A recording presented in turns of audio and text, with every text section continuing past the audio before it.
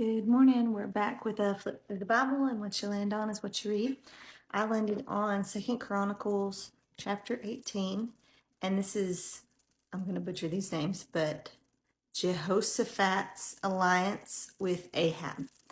And so I'm just going to talk a little bit about it and then kind of what I got out of it, and we'll call it a day. But so Josaphat's firstborn son and Ahab's daughter married, and that's how their alliance was. So the alliance was through marriage. And Ahab wanted to take back Ramoth Gilead from the Syrians. And he needed Josaphat's help. So Josaphat said, first, please ask what the Lord's will is. I want you to ask.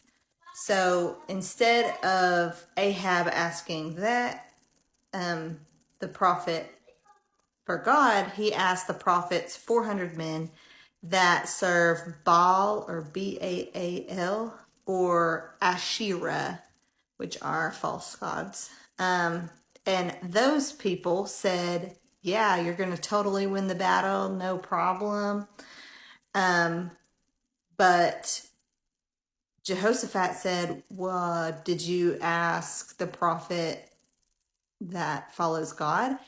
And he's like, no, I didn't ask him because he always gives me bad information. I don't want that bad information.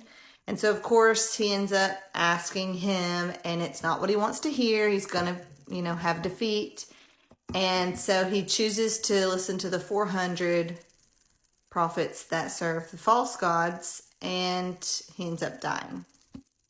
But I guess what I pulled out of this mostly is that